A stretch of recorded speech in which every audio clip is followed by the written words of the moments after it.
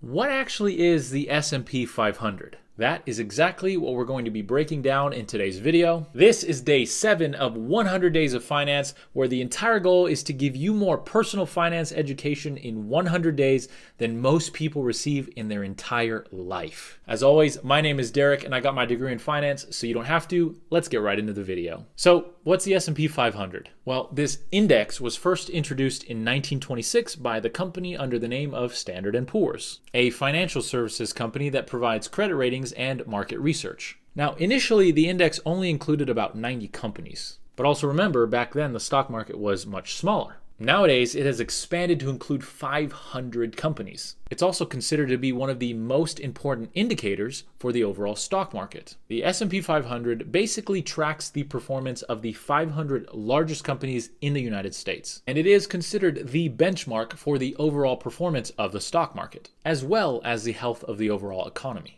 Now, how is this index even calculated? It's calculated under something that is known as a market capitalization weighted approach. This means that companies with a higher market cap or market capitalization, which is basically the total value of all their outstanding shares, have a larger influence on the index performance as opposed to those with smaller market capitalizations. Now, this index is recalculated every single quarter, so it accurately reflects which companies are the largest and which ones are the smallest. This also allows for the addition or the removal of companies as certain companies get larger and go into the top 500, and certain companies get smaller and fall out of that same 500. Now, some of the most well-known companies are part of this index: Apple, Amazon, Facebook, Johnson & Johnson, Visa, and these companies are selected by a committee based on a specific criteria. This includes market capitalization, liquidity, and financial viability. The whole goal of this committee is to include companies that represents a diverse but a good representation of the US stock market and the broader US economy as a whole. This is one of the main reasons why everyone tends to look at the S&P 500 as an indicator to the economy's health. But we also have to remember that these companies are traded by people, and people can make irrational decisions as well as short-term decisions. So while it is a good representation of the overall economy, you can have a terrible year in the S&P 500 and the economy can still be rather strong,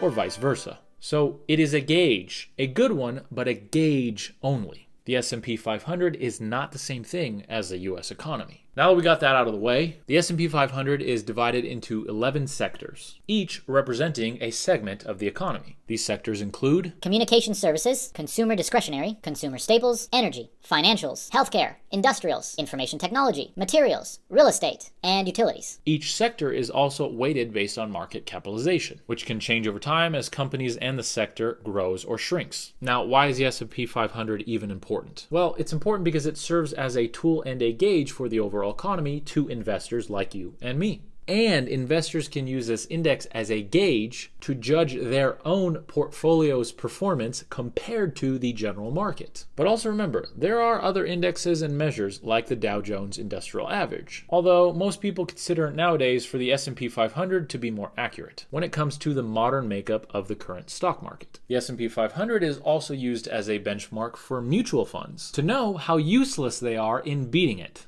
Just kidding.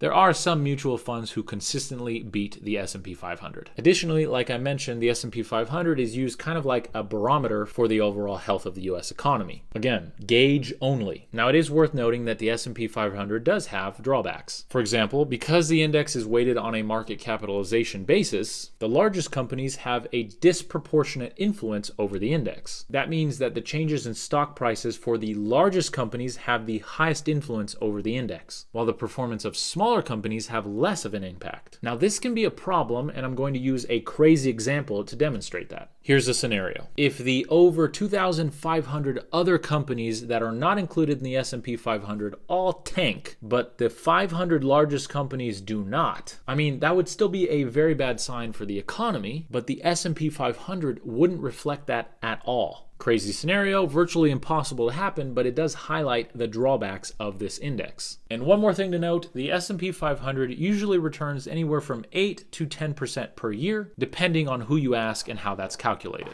Now, in tomorrow's video, we're going to be discussing what Bitcoin is and if it's even relevant in today's day and age, as we continue our journey of 100 days of finance. So make sure to subscribe and turn on the bell notification if you haven't, so you don't miss the next video. I hope this video was informative, easy to watch, and enlightening. Again, my name is Derek and I got my degree in finance, so you don't have to. I love this stuff. It's been my passion for over a decade and I love to be able to share that with you. I'll see you in tomorrow's video.